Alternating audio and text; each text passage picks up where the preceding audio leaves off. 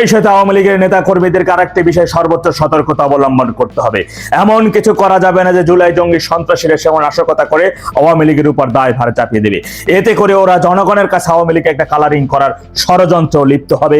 এমন ওদের গোপন মিটিং এ এই ধরনের আলোচনাও হয়েছে, এমন সিদ্ধান্ত ওরা গ্রহণ করেছে। জনগণকে সাথে নিয়ে প্রত্যেকটা পদক্ষেপ সতর্কতার অবলম্বনের সহিত যত সময় পর্যন্ত সে কেরিবেটি দেশে গিয়ে তাকে তার প্রাপ্য সম্মান আমরা বুঝিয়ে দিতে না পারবো, যত সময় পর্যন্ত বাংলাদেশে গণতন্ত্র পুরোপুরিভাবে ফিরে না আসবে, যত সময় পর্যন্ত বাংলাদেশের জনগণের সেই আশা আকাঙ্ক্ষা পূরণ না হবে, তত সময় পর্যন্ত আমাদের সর্বাত্মক সতর্কতা অবলম্বন করে আমাদের রাজনৈতিক কর্মকাণ্ড অব্যাহত রাখতে হবে। মনে রাখবেন, সুদিন আসতেছে। এই দেশে শুধুই থাকবে বাঙালিরা, এই দেশে থাকবে শুধুই যারা বাংলাদেশ ৭১ মহান মুক্তিযুদ্ধ লাল সবুজের পতাকা ধারণ করে তারাই। এছাড়া আগামীতে সকল জুলাই জঙ্গি স্বাধীনতা বিরোধী রাজাকারের সর্বশেষ শাবক, সর্বশেষ বার্তা নিশ্চিহ্ন হবেই হবে ইনশাআল্লাহ। কেউ আমাদের দাবায় রাখতে পারবে না। একেবারে দায়িত্ব নিয়ে বলতেছি, আগামী ২৭ সালের মাঝামাঝি তত্ত্বাবধায়ক সরকারের অধীনে মধ্যবর্তী জাতীয় সংসদ নির্বাচন অনুষ্ঠিত হবে। বলেন আলহামদুলিল্লাহ। তত্ত্বাবধায়ক সরকারের প্রধান হিসেবে কে নিযুক্ত হবেন তাও ৯৫% মতো এগিয়ে রয়েছে।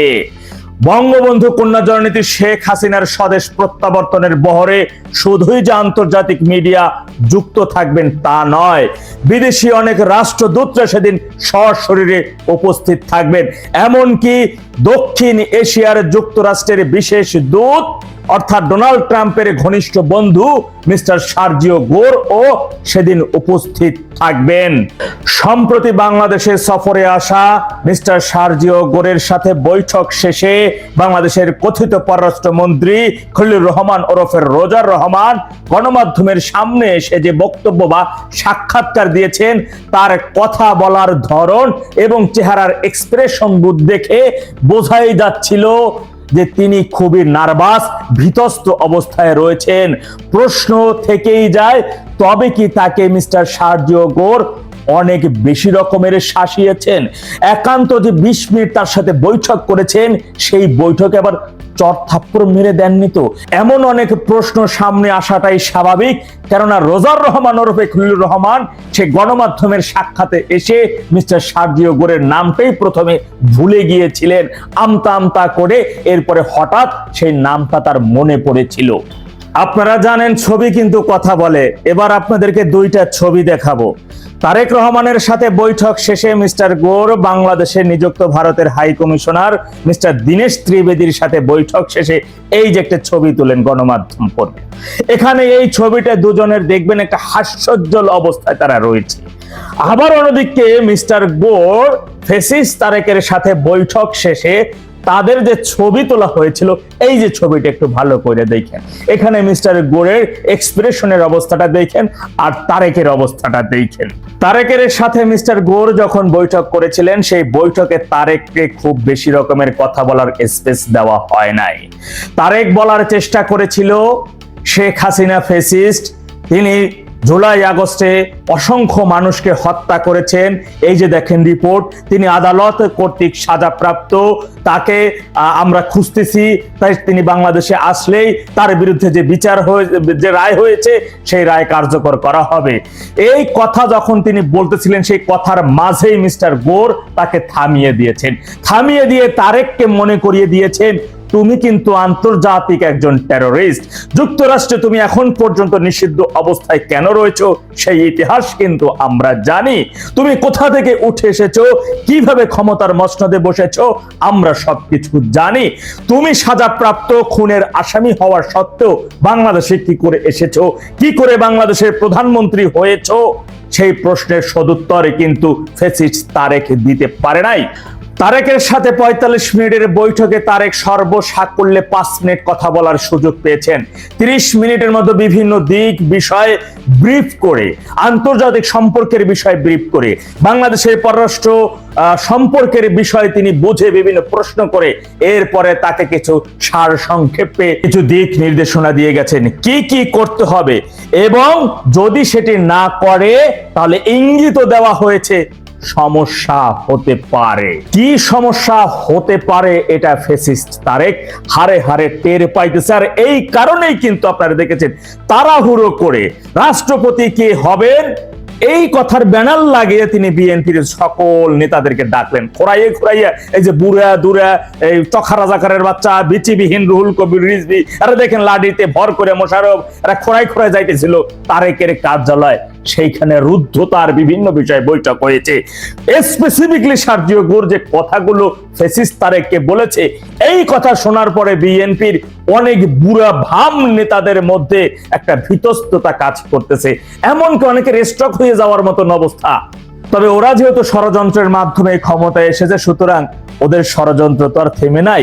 সেই ষড়যন্ত্র হয়তো ভাবনা চিন্তা করতেছে যে সফল তো হইতে পারি, এই কারণে পুরোপুরি স্টকের দিকে ধাবিত হয় নাই। মোদ্দা কথা, বাংলাদেশের অর্থনীতি এখন একেবারে ভঙ্গুর অবস্থায় রয়েছে।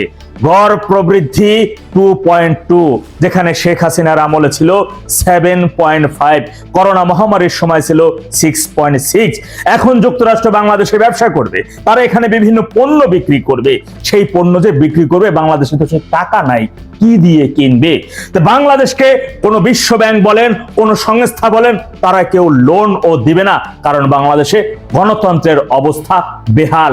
তাই যুক্তরাষ্ট্র এবং ইন্ডিয়ার এখন মূল লক্ষ্যই হচ্ছে বাংলাদেশের গণতন্ত্রের পরিবেশ বজায় রাখতে হবে, গণতন্ত্রের পরিবেশ ফিরিয়ে আনতে হবে যে কোনো মূল্যেই হোক। তারেককে একেবারে কড়া করে নির্দেশনা দেওয়া হয়েছে, যে কোনো ভাবেই হোক না কেন আওয়ামী লীগের উপর থেকে নিষেধাজ্ঞা তুলতে হবে। আওয়ামী লীগ সভানেত্রী শেখ হাসিনার বিরুদ্ধে যে সকল রায়, কথিত রায় দেওয়া হয়েছে খয়েরকা আদালত কর্তৃক, সেই রায়গুলো প্রত্যাহার করতে হবে। কারাগারে বন্দী থাকা রাজবন্দীদেরকে মুক্তি দিতে হবে, গণতন্ত্রের পরিবেশ ফিরিয়ে আনতে হবে যে কোনো ভাবেই হোক। সুতরাং দক্ষিণ এশিয়ার অন্যতম সর্ববৃহৎ রাজনৈতিক দল বাংলাদেশ আওয়ামী লীগকে ব্যতি রেখে বা দূরে রেখে কখনোই এই বাংলাদেশে গণতন্ত্রের পরিবেশ এইটা বিশ্বাসযোগ্য নয়। তাই যেহেতু যুক্তরাষ্ট্র, ইন্ডিয়া সহ রাশিয়া, এই সকল আন্তর্জাতিক পরাশক্তিগুলো তারা একাত্ম হয়েছে যে বাংলাদেশে যে কোনো মূল্যেই হোক না কেন গণতন্ত্রের পরিবেশ ফিরিয়ে আনতে হবে। সেই গণতন্ত্রকে বাধা বিঘ্ন করা এই বিএনপি, জামাতি, জুলাই জঙ্গি, সন্ত্রাসী, মৌলবাদীদের কোনো সাধ্য নাই। ওরা সর্বশক্তি দিয়ে জঙ্গি এবং সন্ত্রাসীদেরকে দিয়ে আত্মঘাতী বোমা হামলার মাধ্যমেও সেদিন শেখের বেটিকে হত্যার ষড়যন্ত্রের জন্য এরই মধ্যে গোপনে বিভিন্ন কিছু ওরা করে যাচ্ছে। শীর্ষ জঙ্গি মামুনুল হকের নেতৃত্বে আরো অনেক ভিতরের খবর হচ্ছে, ধীরে ধীরে আপনাদেরকে একে একে অনেক কিছুই জানিয়ে দেব। আওয়ামী লীগের নেতৃবৃন্দ, সাধারণ জনগণকে সাথে নিয়ে আপনাদের সর্বোচ্চ সতর্কতা অবলম্বন করতে হবে। সেই সাথে মৌলবাদী, এই সকল জঙ্গি এবং সন্ত্রাসী যদি এমন কাউকে সন্দেহভাজন মনে হয়, সাথে সাথে তাকে জিজ্ঞাসাবাদ করবেন। তাকে যে কোনো ভাবেই হোক না কেন ওই পুলিশি আইনি ব্যবস্থার মাধ্যমে প্রশাসনের হাতে তুলে দিয়ে ভুল করবেন।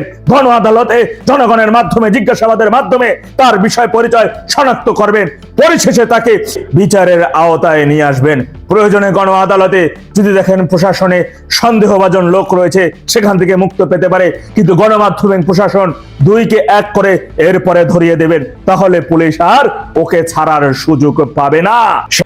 যাদের আয়োজনে বঙ্গবন্ধু কন্যা সেখানে একটি সাক্ষাৎকার দিয়েছিলেন, যদিও সেই সাক্ষাৎকারটি অডিও বার্তা ছিল, তিনি অডিওতে তাদেরকে সাক্ষাৎকার দিয়েছিলেন। যেই সাক্ষাৎকারকে কেন্দ্র করে কিন্তু দেশে বিদেশে ব্যাপক পরিমাণে তখন চাপে পড়ে যায় ডেভিল ইনুস, এবং শেখের বেটি যেন কোনো বক্তব্য না দেয়, তার কণ্ঠ যেন বন্ধ থাকে, তিনি যেন কোনো কথা বলতে না পারেন, তার জন্য ওই সর্বত্র রকমের তার জায়গা থেকে কোনো অংশ কমতি রাখে নাই, যেন তিনি চুপ থাকেন বা তাকে যেন চুপ রাখা হয়। আপনারা বারংবার তখন গণমাধ্যমে দেখেছেন যে তিনি ডেভিল ইনুস বলতো যে তাকে একটু চুপ রাখেন, তিনি কথা বললে বাংলাদেশের সমস্যা হয়, তিনি কথা বললে তার সরকারের সমস্যা হয়। সম্প্রতি আমরা সেই একই, যখন আজকে 7 মাস পরে প্রায়, সেই আন্তর্জাতিক সাংবাদিকদের সংগঠন FCC তাদেরই আয়োজনে তারা আমন্ত্রণ জানিয়েছেন জননেত্রী শেখ হাসিনাকে তাদের একটি সাক্ষাৎকার দেওয়ার জন্য, একটি সাক্ষাৎ দেওয়ার জন্য, এবং তারা সেই অনুমতি পেয়েছে। তারা অনেকদিন ধরে এটি আবেদন করেছিলেন, কিন্তু এর মধ্য দিয়ে ভারতে নিযুক্ত বাংলাদেশের রাষ্ট্রদূত যিনি আছেন তাকে একাধিকবার অনুরোধ করা হয়েছে যে আপনি আমাদেরকে একটা সাক্ষাৎকার দেন, কিন্তু তিনি এখন পর্যন্ত সেই সাক্ষাৎকার দেননি। কিন্তু শেখের বেটি তিনি সাক্ষাৎকার দিতে যাচ্ছেন আগামী 5 আগস্ট। যে সাক্ষাৎকার তিনি সরাসরি কোনো অডিও কলেই তাদের সাথে যুক্ত হবেন, ভার্চুয়ালি তিনি যুক্ত হবেন এবং সেই সাক্ষাৎকারে তাকে হয়তো নানান প্রশ্ন করবে, তিনি সে প্রশ্নের উত্তরও দিবেন এবং নানান দিক বিষয়গুলো তিনি তুলে ধরবেন। বর্তমান সরকার এবং 24-এর 5 আগস্ট থেকে এই পর্যন্ত নানান বিষয়গুলো তিনি তুলে ধরবেন। সেই সাথে আপনারা জানেন যে এটি যেহেতু আগামী 5 তারিখে হতে যাচ্ছে, তারই আগে ভয়ে আতঙ্কিত হয়ে সরকার তিনি যেন কোনো বক্তব্য দিতে না পারেন, তিনি যেন কোনো রাজনৈতিক কার্যক্রম করতে না পারেন বা রাজনৈতিক কোনো বক্তব্য দিতে না পারেন। শুধুই যে বঙ্গবন্ধু কন্যা জননেত্রী শেখ হাসিনা তা নয়, আওয়ামী লীগের কেউ যেন, যারা ভারতে আছে, বিশেষ করে ভারতে আছেন যারা, তারা কেউ যেন কোনো রাজনৈতিক বক্তব্য দিতে না পারেন, কোনো রাজনৈতিক আলোচনা না করতে পারেন, বিশেষ করে সামাজিক যোগাযোগ মাধ্যম অনলাইনে। আর তার বন্ধের জন্য আপনারা দেখেছেন যে আজকে দীনেশ ত্রিবেদী, তারেকের পিতা যিনি পররাষ্ট্র উপদেষ্টা আছেন, তিনি তার কাছে রিকোয়েস্ট করেছেন যে তাকে বন্ধ করুন, তিনি বক্তব্য দিলে আমাদের সমস্যা হবে বা আমাদেরকে বাঁচান বা আমাদের দেশে একটা ঝামেলা তৈরি হবে। অর্থাৎ আবার আপনারা এটি দেখেছেন যে স্বরাষ্ট্রমন্ত্রী সালাউদ্দিন, শিলং সালাউদ্দিন, তিনি বলেছেন যে আওয়ামী লীগের কোনো ওই রকমের আন্দোলন করার মুরদ নেই বা তারা ওই অবস্থায় নেই, আওয়ামী লীগকে ভয় পাওয়ার কোনো প্রশ্নই আসে না বা তারা সেই ধরনের কোনো কিছু করতে পারবেন না। এই ধরনের নানান বিষয়গুলো আপনারা দেখেছেন যেটি স্বরাষ্ট্রমন্ত্রী এই শিলং সালাউদ্দিন বলেছে। কিন্তু আমরা এই পর্যন্ত দেখেছি যে বিএনপি সরকার আসার পরে সে ডেভিল ইনুসের ন্যায় আওয়ামী লীগের কোথাও যদি বাংলাদেশে যদি 20 জন 30 জন বা 50 জন মিলে একটা মিছিল দিত, সেই মিছিলকে কেন্দ্র করে তারা 500-1000 জনকে আসামি করে মামলা দিত এবং তাদেরকে ধরার জন্য মাসের পর মাস পুলিশের সাঁড়াশি অভিযান অব্যাহত থাকতো। সম্প্রতি আপনারা দেখেছেন যে হাইকোর্টের একটা রায় ছিল যে শোন অ্যারেস্ট করা যাবে না, কিন্তু সেই শোন অ্যারেস্ট তারেকের নির্দেশে সেটি আবার চালু হলো আপিল বিভাগ। এখন সেই শোন অ্যারেস্ট দেখিয়ে বছরের পর বছর বা মাসের পর মাস কারাগারে আওয়ামী লীগের নেতা কর্মীদের তারা বন্দী করে রাখতেছে। তারা কোনোভাবে আইনের সুযোগ সুবিধা যেন না পায়, তারা যেন জামিনে বের না হতে পারে, এই কারণে। আবার অন্যদিকে শিলং সালাউদ্দিন বলতেছে যে তাদের আন্দোলন করার মতো কোনো মুরদ নেই। গত 23 তারিখ আওয়ামী লীগের প্রতিষ্ঠা বার্ষিকী উপলক্ষে আপনারা দেখেছেন যে আওয়ামী লীগ শুধু অনলাইনে, সামাজিক যোগাযোগ মাধ্যম অনলাইনে কিছু বার্তা দিচ্ছিল। আওয়ামী লীগের প্রতিষ্ঠা বার্ষিকী উপলক্ষে তারা তাদের জায়গা থেকে যে আলোচনা করছিল, সেই ভয়ে তারা সেনাবাহিনী নামায় দেয় মাঠে। সারা দেশে বিশেষ করে 9টা জেলায় গুরুত্বপূর্ণ সিরিয়াস অবস্থা দেখে সেখানে তারা সেনাবাহিনী, বিজিবি এগুলো তারা নামিয়ে দেয়। আবার অন্যদিকে বলে আওয়ামী লীগের মুরদ নেই, মুরদ নেই আওয়ামী লীগের ভয়ে। যেখানে একটা তারা বলে যে নির্বাচিত সরকার বা রাজনৈতিক সরকার, একটা রাজনৈতিক সরকার বা নির্বাচিত সরকার কখন মাঠে সেনাবাহিনী নামায়, এটি অন্তত পক্ষে বোঝার জন্য বা জানার জন্য কাউকে বড় কোনো ডিগ্রি অর্জন করতে হবে না। মোহাম্মদ আব্দুল কাদের খান, অসংখ্য ধন্যবাদ। আবু নাসের সোহেল ভাই কমেন্ট করেছেন। মোহাম্মদ রুবেল ভান্ডারী, অসংখ্য ধন্যবাদ। আবু নাসের সোহেল ভাই, আপনাকে ধন্যবাদ। তো সেই সাথে আমরা, আপনারা লক্ষ্য করেছেন যে যেমন একদিকে আওয়ামী লীগের কোনো কিছুর মুরদ নেই, আওয়ামী লীগ এই করতে পারেন, সে কোনো ভয় নাই, কিন্তু অন্যদিকে আওয়ামী লীগের ভয় যাতে, যেমন শেখের বেটি বিদেশে রয়েছেন, তিনি যেন কোনো বক্তব্য দিতে না পারেন, এরই মধ্যে তিনি ভারতের যিনি বাংলাদেশে নিযুক্ত রাষ্ট্রদূত মিস্টার দীনেশ ত্রিবেদী আছেন, তার হাতে পায়ে ধরা শুরু করেছে। যে কোনো ভাবেই হোক তার কণ্ঠ রোধ করেন, তার কণ্ঠ বন্ধ করুন। কিন্তু আপনারা জানেন যে দক্ষিণ এশিয়ার সর্ববৃহৎ জনগণ বা সাধারণ মানুষের দেশ ভারত একটি গণতান্ত্রিক দেশ। গণতান্ত্রিক দেশ কখনো কারো কথা বলার স্বাধীনতাকে খর্ব করে না। সুতরাং সেই জায়গা থেকে আর বঙ্গবন্ধু কন্যা তিনি কোথাও রাজনীতি করতেছেন না, কারণ তিনি এখন দেশের বাইরে আছেন। তিনি তার দলের নেতাকর্মীদের সাথে যোগাযোগ করেন এবং কিছু গণমাধ্যম কর্মীরা, আন্তর্জাতিক গণমাধ্যম কর্মীরা তার বিষয়ে জানতে চেয়েছেন। রাহান আরেফ ভাই কমেন্ট করেছেন, ইমন তহর, রুহুল আমিন বাশির, কাজী ওমর খোয়েম, মাহাদি Hasan Manju member, Hossain Mohammad, Jabedur Rahman Rashid, M A Anwar Hossain, অসংখ্য ধন্যবাদ। তো যাই হোক, আপনারা দেখেছেন যে আন্তর্জাতিক অনেক সাংবাদিকরা তাকে অনেক দিন ধরে রিকোয়েস্ট করেছিল যে আপনি আমাদের মাঝে কিছু বলেন আন্তর্জাতিক বিষয় এবং 5 আগস্টের বিষয় এবং আগামীর পরিকল্পনার বিষয় হয়তোবা তাকে কিছু প্রশ্ন করা হবে। আর এই নিয়ে আর কি হয়তোবা সেই আলোচনায় কি গণমাধ্যমের একটা সাক্ষাৎকার আর কি, এতে গলা শুকিয়ে যাচ্ছে, কালা জ্বর সৃষ্টি হয়ে যাচ্ছে, কারো হার্টের অবস্থা কাহেল হয়ে যাচ্ছে। বিশেষ করে আপনারা জানেন যে লাঠি ছাড়া বিচিবিহীন রুহুল কবির রিজভী চলতে পারে না। এরপর এক পা কবরে চলে গেছে জখরা জাকারের বাচ্চা ফকা, এরপরে যে মোশাররফ, আরো যারা আছে দেখবেন এরা খোরাই করে, এরা কিন্তু সোজাভাবে হাঁটতে পারে না। অধিকাংশ দেখবেন কেমনি খেরাই হাঁটে আর সারাক্ষণ চেয়ারে বসে থেকে আর কিভাবে ঐতিহাসিক ইতিহাসগুলো বিকৃত করে মুক্তিযুদ্ধকালীন সময় থেকে এই পর্যন্ত। এগুলো এরা অধিকাংশ যে মির্জা ফখরুল সহ এরা প্রায় রুহুল কবির রিজভী, এরা তো সবই রাজাকারের বাচ্চা, কুখ্যাত রাজাকারের বাচ্চারা। এদের বাপ একদিকে রাজাকারে মানে বাঙালিদের হত্যা করছে, নারীদের ধর্ষণ করছে, আর ওরা আবার নাকি কোন জায়গার মুক্তিযুদ্ধ ছিল, কিন্তু কোন সেক্টরের যুদ্ধে ছিল এটা ওরা বলে না, কখনো এটা বলতে পারবেও না। তো যাই হোক, তো এখন সে গণমাধ্যমে সে সাক্ষাৎ না করতে পারেন, সেই জন্য তারা সর্বত্র রকমের কাজ করে যাচ্ছে, চালিয়ে যাচ্ছে। দেলোয়ার আলী কুয়েত থেকে যুক্ত হয়েছেন, অসংখ্য ধন্যবাদ। এমডি আনোয়ার ভাই কমেন্ট করেছেন, অসংখ্য ধন্যবাদ আপনাকে ভাই। তো আপনারা এই শুধু গণমাধ্যমে কথা বলবেন এবং আওয়ামী লীগের যারা অন্যান্য যারা আছে, হ্যাঁ, যারা ফেসবুকে কথা বলে, অনলাইনে কথা বলে, তারাও যেন চুপ থাকে, এতে করে তাদের সরকারের ক্ষতি হচ্ছে, ফেসিস্ট তারেকের নাকি ক্ষতি হচ্ছে।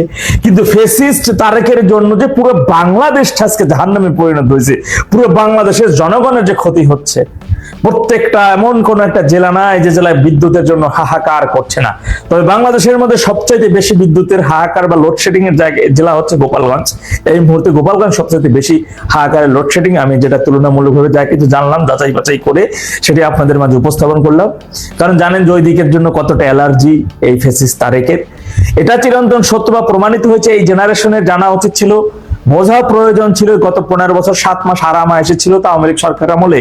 এই বিদ্যুৎ, এই হারিকেন, লেম, কুফো, অন্ধকারে বই পড়া, বিদ্যুৎবিহীন ফ্যান ছাড়া পরীক্ষা দেওয়া, খালা ফাঁকা মাঠে, এটা তোরা কখনো পায় নাই। গ্রামের সেই ফ্লেভারটা আস্তে আস্তে হারিয়ে গেছিল আওয়ামী লীগ সরকার আমলে। এত উন্নয়ন, প্রায় অধিকাংশ গ্রাম শহর, চারিদিকে রাস্তা, ব্রিজ, কালভার্ট, বিদ্যুৎ।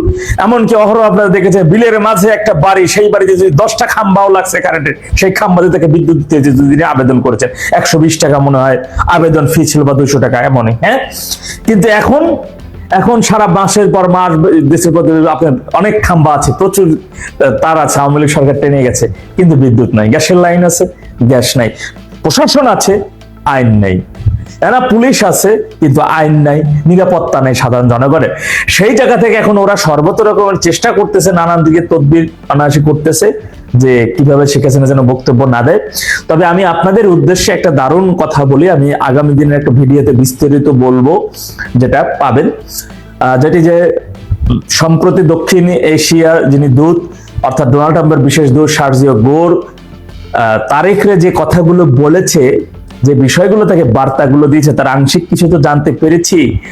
ইভেন পররাষ্ট্র খলিলকে যেভাবে চর থাপ্পড় দিয়েছে, তাকে যেভাবে ধমক দিয়েছে, এই কথাগুলো জানার পরে মানে বিএনপির অনেকে তো হার্ট স্ট্রোক হয়ে যাওয়ার কথা, হার্টের সমস্যা যে হয়ে যাবে ইতিমধ্যে শুরু হয়ে গেছে।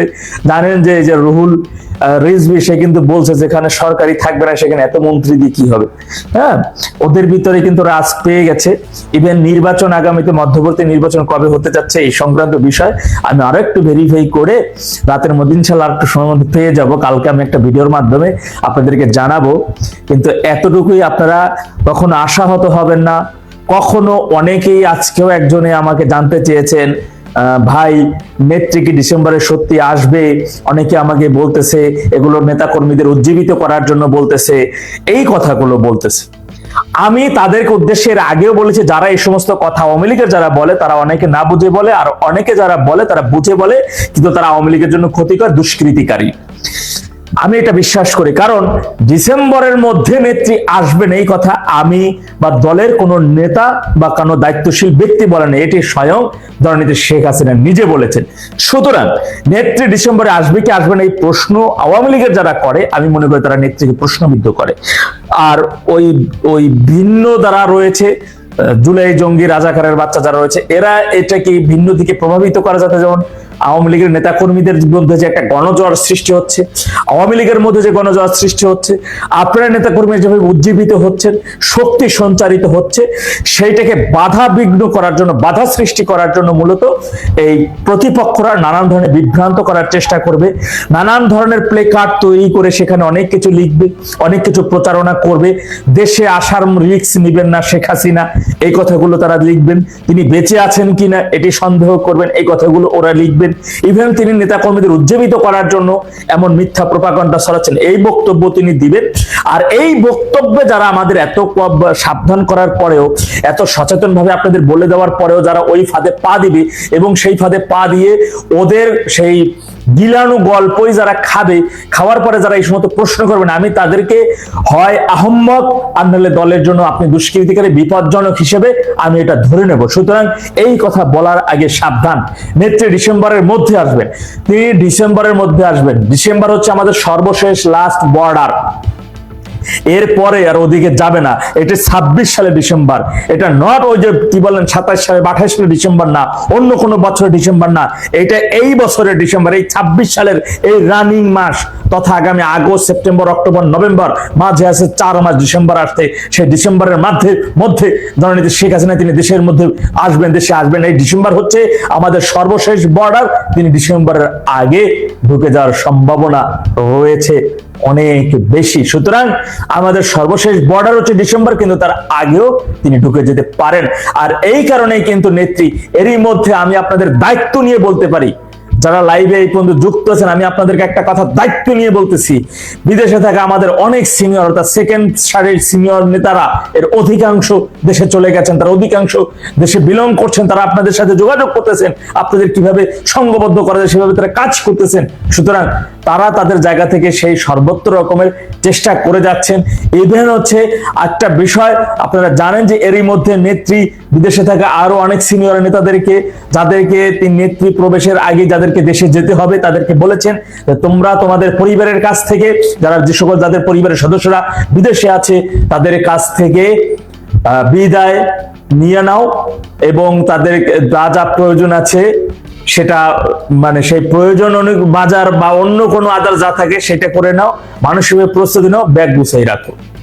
ব্যাগ গুছিয়ে রাখতে হবে, কারণ যে কোনো সময় হয়তো 2 ঘন্টা আগে বলবে তুমি এখন মুভ করো, হয়তো 3 ঘন্টা আগে বলবে, একদিন আগে বলবে এখন মুভ করো। ওই বলার পরে মাননীয় নেত্রী আমার স্ত্রীর অমুক দিন ট্রিটমেন্টের ডাক্তারি সিরিয়াল ছিল, আমি অমুক দিন পরে যাই, মাননীয় নেত্রী আমি এইভাবে অপ্রস্তুত, আমি একটু প্রস্তুত হয়ে যাই, এই কথা বলার আর তখন সুযোগ নেই। কারণ আগেই নেত্রী সর্বত্রভাবে প্রস্তুত থাকার জন্য নির্দেশনা দিয়ে দিয়েছেন, সেই নির্দেশনা তারা পেয়েও গেছেন। সুতরাং এরপরেও আমাদের প্রতিপক্ষ স্বাধীনতার বিরোধী রাজাকারের বাচ্চারা আমাদের যেমন নিজেদের মধ্যে বিভ্রান্ত সৃষ্টি করার জন্য তারা আমাদের মানে কানকে ভারী করার চেষ্টা করবে, সেই সাথে নানান ধরনের ষড়যন্ত্র তারা লিপ্ত হবে। আমাদের একটাই টার্গেট থাকতে হবে, যে কোনো ষড়যন্ত্র হোক না কেন, যে ষড়যন্ত্র দলের কোনো ব্যক্তিও যদি দেখেন যে কোনো বিষয়কে, ইস্যুকে, কোনো ধরনের দলের অনেক সমস্যার ইস্যুকে নিয়ে সামাজিক যোগাযোগ মাধ্যমে তিনি তুমুল একটা আলোচনা সৃষ্টি করার চেষ্টা করতেছেন, তাহলে ধরে নেবেন তিনিও কোনো ভিন্ন এজেন্ডা বাস্তবায়নের, ভিন্ন এজেন্ডার নায়ক হিসেবে সেটি বাস্তবায়ন করার জন্য চেষ্টা করতেছে কিনা সেই বিষয়টি আপনাদের আসলে ভালো মন্দ তো আপনারা বুঝেন। রাজনীতি যেহেতু করতেছেন, রাজনীতি তার ছোট বাচ্চারা করে না, দুধের বাচ্চারা তার করে না, বুঝবানেরাই করেন। সুতরাং এটা বুঝবেন। আওয়ামী লীগের মধ্যে অনেকেই আছেন যে যারা যদি দেখেন যে এটা বেশি রকমের মাত্রাতিরিক্ত করে, যে 2 দিন পর পর নেত্রীর সাথে কথা বলেন। নেতৃত্ব জানেন যে তৃণমূলের সকলের সাথে এখন কথা বলেন, তৃণমূলে যার ইচ্ছা তিনি চাইলে নেত্রীকে ফোন করে কথা বলতে পারেন। সুতরাং এমন কথা বলেন এবং তিনি সেটা ফেসবুকে ফলো করেন। ইভেন আমি জানলাম যে হ্যাঁ উনি নেত্রীর সাথে কথা না জানি অনেক, তিনি এখন এর মধ্যে থেকে যে তিনি নিজেকে অনেক বড় কিছু মনে করে।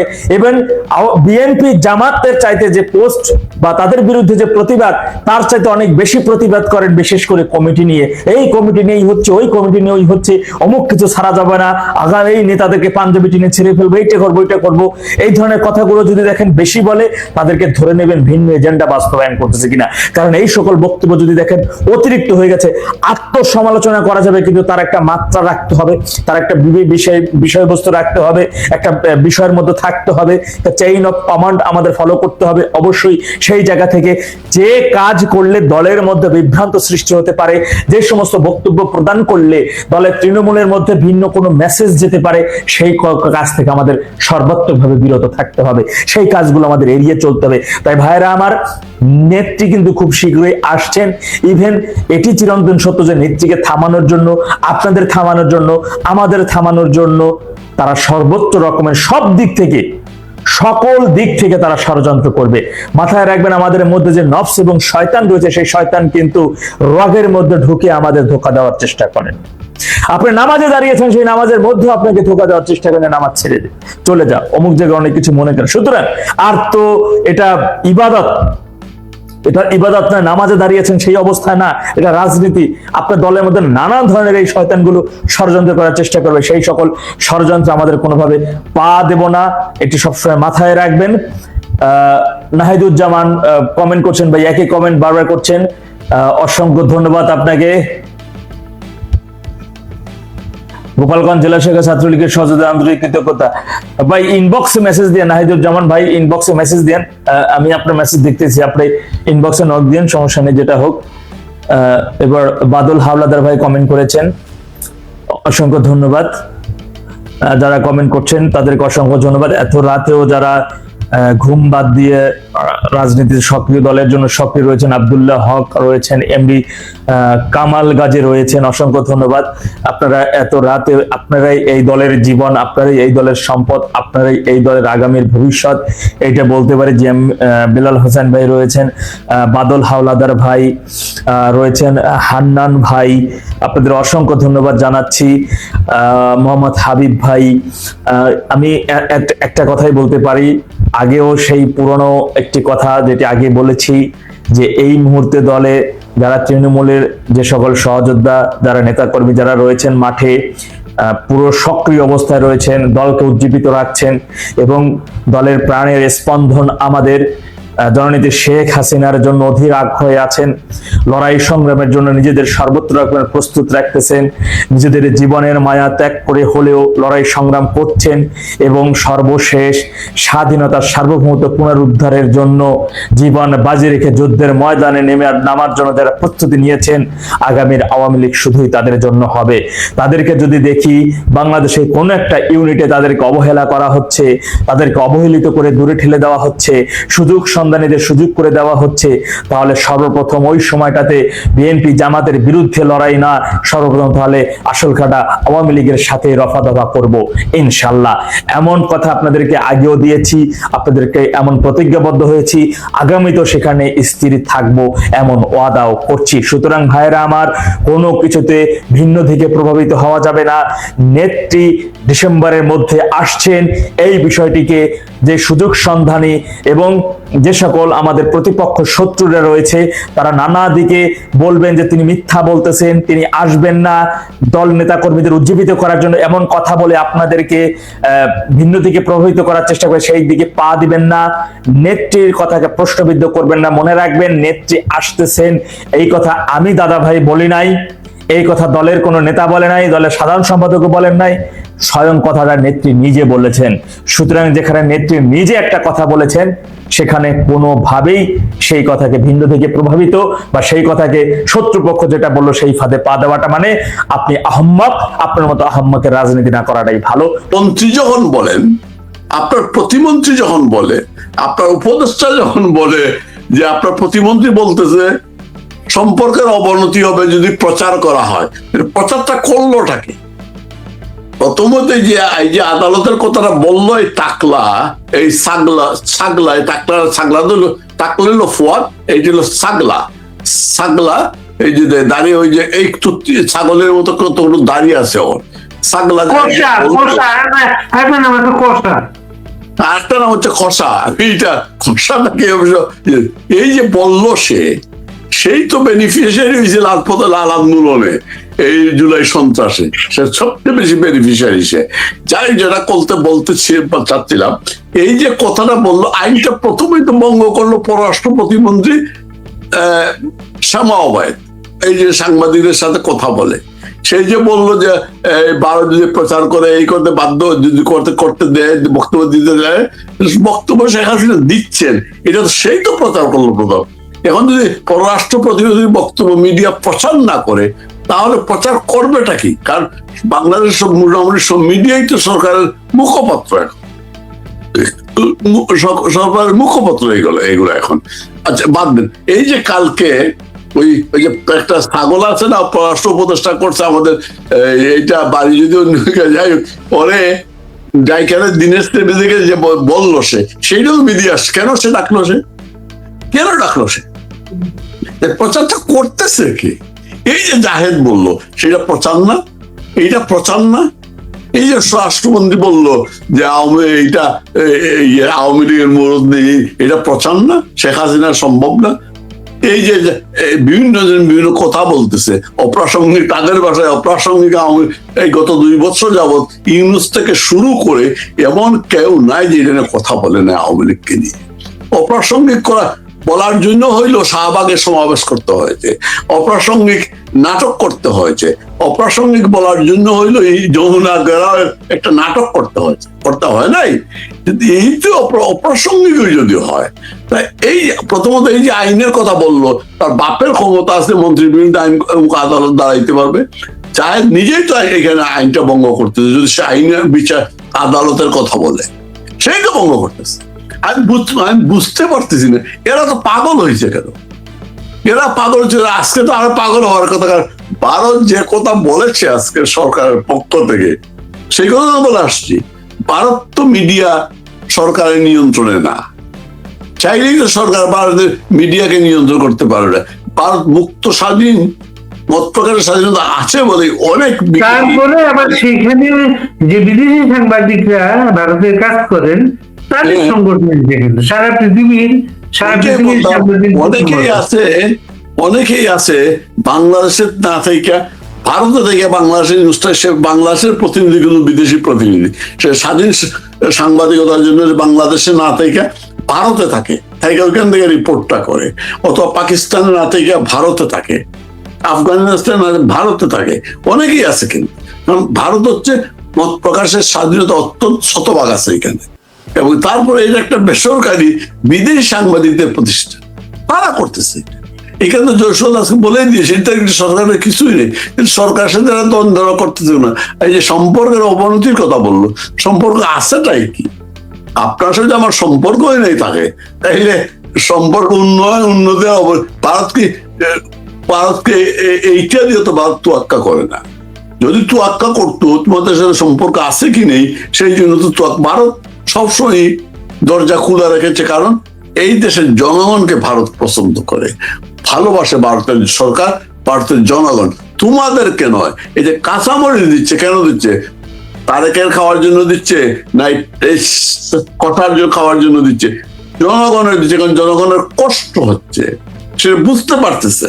এই কাঁচামরিচ দেওয়ার পিছনে আমি যদি বলি শেখ হাসিনার অবদান আছে, অস্বীকার করার কিছু আপনি প্রমাণ করতে পারেন না। শেখ হাসিনা ওইখানে বসে তার বলতে, যদি বলেন ওই সরকারকে আমার জনগণের জন্য তোমরা করো, আমার জনগণকে বাঁচাইতে হবে। এটা ডিজেলের বিষয়টা, ডিজেল জনগণ ব্যবহার করে, তারেক ব্যবহার করে না। আমি যদি ওইখানে শেখ হাসিনা, এরা যে বলে শেখ হাসিনা বৈশাখ, শেখ হাসিনা দেশের জন্য সবকিছু করতে, শেখ হাসিনার কারণে ডিম পাঠাইছে, শেখ হাসিনার কারণে ডিজেল পাঠাইছে, কাঁচামরিচ পাঠাচ্ছে, জনগণের জন্য করতেছে। এরা জনগণের কষ্ট ওরা লাঘব করতে চায়, এই জাহেদের কষ্ট তো লাঘব করতে চায় না। যদি চাইতো ভারত, শেখ হাসিনা যে চাইতেন এই সরকারকে ফেলে দিতে, এরা একবার করে হচ্ছে দাফন হয়ে গেছে, এটা বলবো অস্তিত্ব নাই, এটা দাফন হয়ে গেছে। আবার বলে এটার বক্তব্য ইয়ে করা যাবে না, দাফন যা হয়ে গেছে, মরে গেছে তো সে,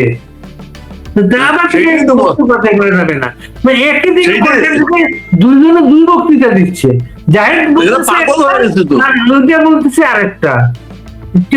এরা তো পাগল, বালি ভাইয়ারা তো পাগল হয়ে গেছে। আমি বুঝলাম না, শেখ হাসিনা তেমন কিছু বলেন নাই, তিনি বলবেন উনি দেশে ফিরবেন, তোমরা ওনাকে যা অবস্থা আজকে, কালকে 5 তারিখ, আজকে সারা দেশে তাদের দুই সংগঠনে মারামারি করতেছে তারা। হ্যাঁ, ওই যে পালিয়া পুষিয়া জামাত শিবিরকে আনিয়া ক্ষমতায় বসাইছে প্রত্যেকটা বিশ্ববিদ্যালয় শিক্ষা প্রতিষ্ঠানে। এই জামায় শিবিরের মহৌষধটা কি বলেন তো? ছাত্রলীগ ছাড়া তো শিবিরকে সামলানো ছাত্রদের পক্ষে সম্ভব না। আর শিবির তো জানে ছাত্র দলের দুর্বলতা কোন জায়গায়, শিবির তো জানে এটা, এবং ছাত্র দলের মধ্যেও, ছাত্র দলের সাফারির মধ্যেও কিন্তু শিবির লুকিয়ে আছে। শিবির সব কালকে বেগম রোকেয়া থেকে রংপুরে ছাত্রদলকে বের করে দিচ্ছে শিবির। যাওয়া লাগবে না ওইখানে। আবু সাইদ তো শিবিরের ছিল, শিবির মারে নাই আবু সাইদকে, মাইরেই তো এইগুলো করাইছে। এখন বুঝো, আমি তো ভাই খুব মজা পাইতেছি। আমি মজা পাইরা তো একেবারে লেজি গোবর হয়ে গিয়েছে ভাই, 5 মাসও যায় নাই। কালকে দেখলাম মহিলারা স্লোগান দিতেছে, আম্মা আছে কারেন্ট নাই, লাইন আছে গ্যাস নাই, চুলা আছে গ্যাস লাইন, মহিলা লাইন। আরেক জায়গায় দেখলাম আইন শৃঙ্খলা উন্নতির জন্য মানুষ রাস্তায় নামছে, সেখানে ছাত্রদল গিয়া ব্যানার ট্যানার কাইরা নিয়ে গেছে। এই হচ্ছে গণতন্ত্র, এই হচ্ছে গণতন্ত্র। মিডিয়া কোনো কথা বলতে পারবে না, কেউ সাংবাদিকের কথা বলতে পারবেন না। এই হচ্ছে আমাদের গণতন্ত্র, বুঝছেন? বঙ্গবন্ধুকে কন্যাকে সরিয়ে আওয়ামী লীগ, আমি বুঝছি এরা পাগল হয়েছে কেন? শেখ হাসিনা বলবেনটা কি? শেখ হাসিনা ওইখানে বলবেনটা কি? উনি কি বাংলাদেশের বিরুদ্ধে বলবেন? উনি কি জনগণের বিরুদ্ধে বলবেন? উনি জনগণের কষ্টের কথা বলবেন। কিভাবে দেশটাকে আজকে মুক্তিযুদ্ধের বিপরীতে দাঁড় করানো হয়ে যাবে, শুধু সেইটা না, হেডিংটা কি হুম কামিং শেখ হাসিনা। সেইখানে সজীবাদের জয় উনি পেপার দিবেন, উনি বক্তব্যটা তুলে ধরবেন লিখিতভাবে, আলোচনা হবে, সাংবাদিকরা জানবে, দুনিয়াব্যাপী জানবে শেখ হাসিনা দেশ, এবং তিনি আসবেন। তোমরা তো চাচ্ছ রে বাবা, 2 বছর যাবত তো বারবারই বলতেছে আমরা ভারতকে চিঠি দিচ্ছি, ভারত কোনো সাড়া দিচ্ছে না, আবার বলতেছে দেখবে। তোমরা তো চাও শেখ হাসিনা আসুক। এই যে তোমাদের পেট মোটা নাহিদ, সে তো বলেই দিয়েছে শেখ হাসিনা এয়ারপোর্টে না, মানে মনে হচ্ছে সেই দেশটা চালাচ্ছে, সেই আদালত চালায়, সেই কসাই, সেই জল্লাদ, সেই সুপ্রিম কোর্টের প্রধান বিচারপতি, সেই সবকিছু করেছে, সেই জেলার সেই জল্লাদ, সবকিছু। আরে বাবা, কাউকে ফাঁসি দেওয়ার তো এই আপিল বিভাগ থেকে ডেথ রেফারেন্স দিতে হয়, সেইটাও তো আছে।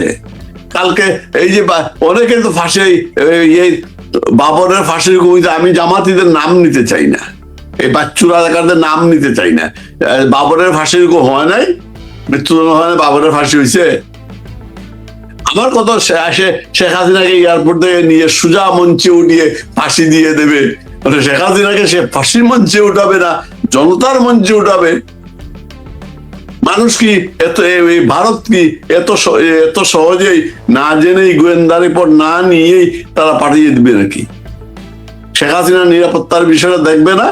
যদি তারা তো শেখ হাসিনার অতিথি, বঙ্গবন্ধুর কন্যা। শেখ হাসিনার সাথে তাদের অনেক, বাংলাদেশ শুধু বাংলাদেশের জনগণের না, ভারতের জনগণ এবং নিরাপত্তার প্রশ্ন জড়িত রয়েছে।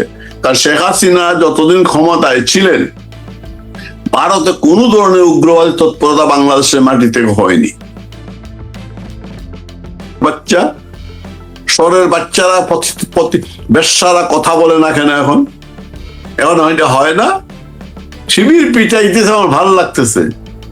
অনেকে আমার খারাপ বলবেন, আমি যদি বলি যে বিএনপি জামাতাকে ভালো, বিএনপি তো মুক্তিযুদ্ধকে বিক্রি করতেছে, সরাসরি কিছু বলে মুক্তিযুদ্ধের বিরোধিতা করতেছি না। জামাত তো সে সরাসরি করে আসতেছে, আমি সরাসরি বেঈমানকেই দেন না কেন? আমার ভালো লাগতেছে আসলে। এদের জন্য শিবির বা যুদ্ধবাদীদের জন্য, মুক্তিযুদ্ধ বিরোধী শক্তির জন্য আওয়ামী লীগ এবং ছাত্রলীগ ছাড়া মহৌষধ হচ্ছে আওয়ামী লীগ, ছাত্রলীগ। এই ছাত্র শিবিরকে পুষে এই পর্যায়ে নিয়ে আসে নাই ছাত্রদল, ছাত্র শিবিরকে পুষেই এই জিয়াউর রহমান এদের সৃষ্টিতে জন্ম দেয় নাই। জিয়াউর রহমান অনেকের জন্ম দিয়েছে, এই জামাতের জন্ম জিয়াউর রহমান দেয় নাই, খালেদার পাশে বসায় নাই, তারেক তাদেরকে ভাই বলে নাই। ভাই ভাই লড়াই করতেছে কেন বলেন তো? লড়াই করতেছে সম্পত্তি নিয়ে, এত জনগণের জন্য কিছু করে না। এরা সম্পত্তিটা কি তাদের? বাংলাদেশটা হচ্ছে তাদের পৈতৃক সম্পত্তি হয়ে গিয়েছে শহরের বাচ্চাদের। মুহতে একটা কথা আছে না, মাগনা পাইছে তো। আমাদের বাম মুজাহিদুল সেলিমরা ওদের খুলে দিয়ে আসছে, তুইরা দিয়ে আসছে। এখনো কথা বলে সুব্রত চৌধুরীরা, মান্না, তারা নতুন কে দল করতে মুক্তিযুদ্ধ চেতনা, পাল্টে চেতনা রক্ষা করবে, বুক খারাপ করতে হয় শহরের বাচ্চাদের। এটা লজ্জা শরম করে না? এত শুনেন বাড়ি ভাই, মানুষ যখন পতিত হয়ে যায়, বেশ্যা হয়ে যায়, তার লাঙ্গের অভাব হয় না, এবং সে যে কোনো জায়গায় ঘুমাইতে পারে, শুইতে পারে। এই মান্নার এখন সব জায়গায় শুয়ে পড়ে, এই সুব্রতরা সব জায়গায় শুয়ে পড়ে। কোন মানিজ্যত আছে এদের? নতুন রাজনৈতিক দল করছে একটা গেছে, ওইখানে উপস্থিত বড় বড় কথা বলতেছে, বুঝতে পারছি, বড় বড় কথা বলতেছে। আমার ভাই এখন ইয়েরা ভাল লাগে, এই যে নাহিদের কথা শুনি না, একটা হাসি দিছে রুমিন ফারহানায়, সে একটা বিলিভ করতেই পারে, সে যে হাসিটা দিছে, মানে হাসি দেখে অনেক আছে, নেতা হইলো 10 জন, কর্মী হইলো 5 জন, 15 জনের জন্য এই যে হুঙ্কারটা দেয়, এদেরকে একটু টিকে রাখতে হবে। অলিয়াহাদের মেয়ে, রাজনীতিতে অনেক দ্বিমত থাকতেই পারে, কিন্তু অলিয়াহাদের মেয়ে মুক্তিযুদ্ধের প্রশ্নে, গণতন্ত্রের প্রশ্নে, অন্যায়ের বিরুদ্ধে কথা বলবেই। অলিয়াহাদের মেয়ে সে, যেমন বঙ্গবন্ধুর কন্যা, এই জন্য দুজনে মিলতেছে, প্রতিবাদী 2 জন। বঙ্গবন্ধু অলিয়াহাদ বন্ধু ছিলেন, হরিহর আত্মা ছিলেন এক সময়। 22 আন্দোলন 2 জনের মাধ্যমে হয়েছিল। শেষ পর্যন্ত ভাসানির কারণে, ভাসানির সাথে যখন আওয়ামী লীগ এই যেটা রাজনৈতিক ডিবেট দ্বন্দ্বটা হয়, বিভেদ হয়, ভাগ হয়, অলিহাত ভাসানির দিকে চলে যান। এই তো ভাসানির পক্ষে যারা, তারা তো বাংলাদেশের মুক্তিযুদ্ধ অনেকেই অংশ নেয়নি, পক্ষে ছিল না, হইতে পারে, কিন্তু প্রতিবাদী মানুষ ছিলেন তো, সাধারণ মানুষের সাথে মিশতেন তো। রবীন ফারহানা তো প্রতিবাদী, এবং সে সত্যি, এই জন্য আমি বললাম যে আমি ভাল লাগে, মাঝে মধ্যে ফজলুর রহমানের ভাল লাগে, মাঝে মাঝে গালি দিতে ইচ্ছা করে। এমপি গিরি না করলে কি হইতো? ফজলুর এমপি তো হয়ে গেছে, কি হইতো তার? না হলে কি হবে? তাকে যেভাবে নাসিরুদ্দিন পাটোয়ারি কথা বলে আসছে, হায় রে হায়, এই যদি রাজনীতি হয়, রাজনীতি করতে হবে কেন বলেন তো আমাকে? ফজলুর রহমান যদি এমপি না হয়, রাজনীতি না করে, তাকে মানুষ ইজ্জত দিবে না? তাকে সে মানুষ সম্মান দিবে না? বা হাওরের মানুষ তাকে সম্মান দিবে না? আমাদের প্রজন্ম তাকে সম্মান দিবে না? বিশেষ করে গত 2 বছরে যেভাবে কথা বলে আসছিল নির্বাচনের আগ পর্যন্ত, তার সেই যে হারানো তার ইজ্জতটা সে ফিরে পেয়েছিল না, ইমেজ যেটা আমাদের মধ্যে নষ্ট হয়েছিল সেটা তো ফিরে পেয়েছিল। আবার সে যখন বলে বঙ্গবন্ধু মুক্তিযুদ্ধের প্রেক্ষাপট তৈরি করছেন, কেমন লাগে বলেন তো? এখন শুধু এমপি গিরির জন্য, শুধু এমপি শিপের জন্য একজনের নিচে নাসির পাটোয়ারি গালি খাওয়ার চাইতে সারা জীবন বাথরুমে বসে থাকা ভালো। কি নাসির পাটোয়ারি গালি তো কি তারিখ কি গালি গালাজ করতেছিল ওই দিন পাটোয়ারি, তারিখ গালি গালাজ করতে। আচ্ছা, 5 মাসের মধ্যে তারে এই যারা এই ঢাকার মহিলারা যে মিছিল করতেছে ঘন্টি বাজাইয়া, বুঝছেন, যে খাম্বা আছে, কারেন্ট নাই, চুলা আছে, গ্যাস নাই, মাত্র 5 মাসের মধ্যে যদি এই অবস্থা হয়। তারেক রহমান বিদ্যুৎ আওয়ামী লীগের বিদ্যুৎ সমস্যা নিয়ে যে বক্তৃতা দিছিল, ওইটা এখন বাজারে আসছে। তারেক রহমানের সেই বিদ্যুতের বক্তৃতা এখন বিএনপি যে হারিয়ে মিছিল করছিল, এইটা নিয়ে এইগুলো এখন মানুষ টল করতে, এইটা মানুষ। হ্যাঁ, তারপরে মিডিয়া দেখেন, তার মিডিয়া সেল কি সব মারতেছে। এই যে জাইমা রহমান লাইনে ড্রাইভিং আসছে, লন্ডনে কি বিছানা শুয়ে ড্রাইভিং লাইসেন্স ছিল, ওইখানে তো লাইনে সবাইকে। ভাই এইখানে তো লাইনে পোস্ট অফিসে যখন যায়, সবাইকে প্রাইম মিনিস্টারকেও লাইন দিতে হয়, লাইনে যাইতে হয়। এমন ভাবে বলা হয় যে বাংলাদেশে এটার বিরল জিনিস, না বাংলাদেশে অন্ধকারে থাকে।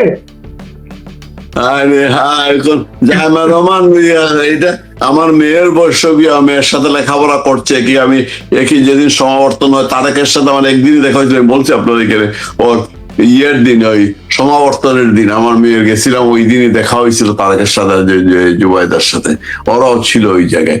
আমি কিছু বলতে চাই না, কিন্তু যদি তার কিছু প্রাইভেট কিছু বিষয় আছে না, হ্যাঁ, এখন সে যদি টয়লেট, সে কি নিউজ করবে নাকি উনি টয়লেট করতেছেন, এটাও করবে নাকি মিডিয়া, বাংলাদেশের মিডিয়া এটা করতে পারে ভাই, যে তার ফরিদুল সাগর তো তার জাইমার বই পড়া নিয়ে বই একটা লিখে ফেলেছে সাগর। এই সাগররা কষ্ট লাগে ভাই, এই আপনার শাইখ সিরাজ একে আগামুন একটা রাজাকারের বাচ্চা, সে বেশি আওয়ামী লীগ বিএনপি ওই আদর্শে বিলিভ করে, আমি জানি তার সম্পর্কে। আওয়ামী লীগ সরকার যখন ক্ষমতায়, সে লন্ডনে হিথ্রোতে এসে বৈশা এমন একজনের কাছে এমন গালি দিছিল বঙ্গবন্ধু কন্যাকে, সেই গিয়ে আবার গণভবনে বঙ্গবন্ধু কন্যার ইয়ে করে, নিউজ করে, ইয়ে নিয়ে ফার্ম নিয়ে তার অ্যাক্সেস, সে ওইখানে গেছিল ফার্মিং, সে তো ওইখানে গেছিল কিভাবে অ্যাক্সেস করা যায় গণমানুষগুলো জানার জন্য, সেইটা আমরা বুঝতে পারিনি। এই ফরিদুল সাগররা কম সুযোগ সুবিধা নেয় নাই, মানে গণভবনে রেকি করতে গেছিল, সে তো রেকি করতে গেছিল, গণভবনে, হ্যাঁ রেকি করতে গেছিল, আর ডায়মন্ডে বসাইছিল ভিতরে খবর দেওয়ার জন্য, সবাই মিলে গেছিল ওই জায়গায়, কিভাবে ওখানে ইয়ে করা যায়। এই যে মিডিয়া গুলা কম সুযোগ সুবিধা নিছে, একটা লোক আজকে এই যে তেল মারতেছে জাইমা রহমানকে নিয়ে, এইটা ওদের চ্যানেল আইয়ের একটা রিপোর্ট, ওই চ্যানেল আইটা তো সাগরের না, শাইখ সিরাজের তো চ্যানেল আই, এটা তৃতীয় মাত্রা চ্যানেল আইতে জিল্লুর চালায় নাই, কতদিন যায় এটা চ্যানেলের ইয়ে না, টকশো না, বোঝার ব্যাপার চ্যানেলে তৃতীয় মাত্রায় একেবারেই দেখে না মানুষ, তৃতীয় মাত্রায় একেবারেই ভয়াবহ হচ্ছে, কেউ দেখে না তৃতীয় মাত্রায় এখন আর দেখবে না তো, তুমি নিজের স্বার্থটা যে কেউ দেখবে না তো এগুলো। তার মানে কি মানুষের রিপার্কেশনটা দেখেন, মানুষ কিভাবে বিগড়াইছে। এক সময় দেশে ঘোষণা পড়তে দেখবেন সবগুলা রাওলা হয়ে গিয়েছে, বুঝতে পারতেছেন? এই যে হচ্ছে এইটা, এই যে শুরু হয়ে গেল আর কি, মানে এই যে মারামারিটা হচ্ছে, এইটা আমার তো মনে হয় থাবার কথা না, কারণ এই যে কারণ স্বার্থের বিষয় আছে ক্ষমতায়, যে বললাম না সম্পত্তি নিয়ে ভাগাভাগি, বাংলাদেশের যে মস্তরটা ক্ষমতা, এখন শফিক বসবে, তারেক বসেছে, এখন শফিক বসতে চায়, আবার ডাস্টবিনে তো আগেই ভবিষ্যৎবাণী করে রাখছে নাহিদ 22 দিন বাংলাদেশের প্রধানমন্ত্রী হবে। এই যে ফটোমিনার মতে 10 জন নেতা 5 জন কর্মী, এদেরকে নিয়েও একজন টকশোওয়ালা বলেছেন, আমি শুনলাম যে নাহিদ যে বড় বড় কথা বলে, নাহিদ যে বড় বড় কথা বলে, আওয়ামী লীগের একটি উপজেলায় যত কর্মী আছে সারা বাংলাদেশে কি তার এত কর্মী আছে? সেই নাহিদও প্রধানমন্ত্রী হওয়ার স্বপ্ন দেখে, সে দেখছি বলছে নির্বাচিত হইলেই 5 বছর ক্ষমতায় থাকবেন, তার নিশ্চয়তা নাই। এই যে সব দেখতেছে, এবং এই যে ক্ষমতার দ্বন্দ্বটা 5ই আগস্ট বা জুলাই সন্ত্রাস কেন হয়েছিল, মানুষ, দেশের মানুষ বুঝে গিয়েছিল, শুধু রিজিম চেঞ্জ আর কিছু না। অর্থাৎ আওয়ামী লীগ শেখ হাসিনাকে সরাইয়া আমরা বুক দখল করব, আমরাই বুক করব। ওইখানে আমরাও মনে করেছিলাম, মান্নারাও মনে করেছিল এমপি হইতে পারতেছি না, এইবার যদি আমাদেরকে একটু দেয়, একটু দিলে যদি এমপি হইতে পারি। সেলিম মুজাহিদ ইসলাম সেলিম মনে করেছিল জীবনে তো এমপি হইতে পারলাম না, এইবার দেখি তারেকের বদৌলতে যদি, অথবা ডাক্তার শফিকের বদৌলতে যদি হইতে পারি। দেখা গেল না, যখন সময় আসলো ওরাই ভাগাভাগি করলো, এদেরকে কিছুই দিল না। ভাগাভাগি কি, বিএনপি বললো আমি ক্ষমতায় বসি, তুমি বিরোধী দলে বসো, আর নাইদদেরকে বলতো আন্দোলন সংগ্রাম এত কিছু করতো, কয়েকটা নিয়ে যাও। আর ইউনুসের সাথে যে তাদের যে চুক্তিটা হয়, যে চুক্তি অনুযায়ী ইউনুস একটা সবার কাছে তো অকৃতজ্ঞ থাকতে পারে না, সে নাহিদদের কাছে কৃতজ্ঞ, নাহিদেই তো তাদের বসাইছিল, নাহিদদের কারণে দেশে বসছে। সে আমার মনে আছে যখন আপনার মনে হয় সালাউদ্দিনের নাম আসছিল গভর্নর এই হিসাবে, তখন নাহিদ এই আসিফ নজরুল নাহিদদেরকে নিয়ে বঙ্গভবনে গেছিল শাহাবুদ্দিনের সাথে কথা বলার জন্য, সেনা প্রধানের সাথে বলে, কিন্তু এটা ঠিক করে আসছিল ইউনুস আসলে। তো ইউনুস আর অকৃতজ্ঞ না হয়ে এদেরকে বলছে, তারেককে বলছে বাবা যাই করো তুমি এদেরকে একটু পাশ করায় নিয়ে আসো, যার কারণে তারেক ওই মুন্সি সহ ওই যে দেবিদ্দার না মুরাদনগরের যে মুন্সি সহ আরো কিছু মানুষকে কুরবানি দিয়ে এদেরকে পার্লামেন্ট নিয়ে এসে, কিন্তু আমাদের মান্না ভাইরা মুজাহিদ সেলিমরা জীবনে পাইলো না, এইবারও পাইলো না। ও মনে মনে বলতেছে এখন কোথায় যাই, যাওয়ার তো আর জায়গা নেই, আর তো পাওয়ার আশা নাই, পাবো না। আশা করতেছে মান্না যে শুনতেছি মন্ত্রিসভা নাকি সম্প্রসারিত হবে, বদল হবে, শোনা যাচ্ছে শাহাবুদ্দিন এই আপনার সালাউদ্দিন নাকি সরে যাবে শুনতেছি। কালকে একটা ভিডিও দিল আমার বন্ধু আরিফ, আমাদের বন্ধু মানুষ, সে ইংরেজিতে বক্তৃতা করতে। আচ্ছা বলেন তো আরিফের এখানে ইংরেজি বক্তৃতার প্রয়োজনটা কিছু? এই যে মনে করেন না দরকার তো নেই ইংরেজি বক্তৃতা দেওয়ার। বাধ্যবাধকতা নেই। আচ্ছা এই যে পুতিন যখন বক্তৃতা করে অথবা জার্মানের চ্যান্সেলর যখন বক্তৃতা করে, সেকে ইংরেজিতে করে তারা। এটা এইখানে আরিফ বক্তৃতা দেওয়ার পরে বাংলায় দিলে এটা ট্রান্সলেট করার লোক ছিল না। এটা তো কারণটাই এই পণ্ডিতি করা কারণ। এইটাকে দেশটাকে ছোট করলো না, অবশ্য দেশটাকে ছোট করে তাদের কিছু যায় আসে না, কারণ দেশটা তো তাদের না, দেশটা তো মুফতে পেয়েছে, তারা পেয়ে গিয়েছে হত্যার মাধ্যমে, লুণ্ঠনের মাধ্যমে পেয়েছে তারা। আবু সাইদকে বলে দিয়েছে ওরা, একটি শিশুকে বলে দিয়ে 75-এ যেমন জিয়াউর রহমান বঙ্গবন্ধু পরিবারকে হত্যা করে ক্ষমতায় এসেছিল, এই তারেক রহমান এইবার বিভিন্ন মানুষকে হত্যার মাধ্যমে 3,000-3,500 পুলিশ হত্যার মাধ্যমে ক্ষমতায় এসেছে। এমনিতে আসছে লুটপাট করার জন্য আসে নাই। এই যে তাদের তো এই দেশের জন্য খুব মায়া নেই, ছোট করলেই কি হইতো সে বাংলায় বক্তৃতা দিলে? লজ্জাসের মধ্যে কিছুই নেই আসলে। এরা এত লজ্জাহীন হয় কেউ। আমি আজকে থেকে মনে করছি সংসপ্তকটা আবার দেখবো। আপনার মনে আছে নাটকটা রমজানের কান কাটা, এক কান কাটা, এদের তো 2 কান কাটা, বুঝছেন? না হলে লজ্জা শরম করে না। এই যে বঙ্গবন্ধু কন্যার ইয়ে নিয়ে কথা বলতেছে, দেশে আসফিরা নিয়ে কথা বলতেছে, প্রেস কনফারেন্স নিয়ে কথা বলতেছে, এদের লজ্জা শরম নেই? রিজভি কি বলতে দিল, রিজভির বিদ্যুৎ নিয়ে শুনেন নাই? মানে এত বিদ্যুৎ করেন, এক সময় তো ল্যাংটা থাকতেন, গাছের তো আবার বলছে এই যে মারামারি করতেছেন সেক্ষেত্রে কিন্তু কোনো সময় এসে প্যারাসুট দিয়ে নেমে পড়বে এই সুযোগে।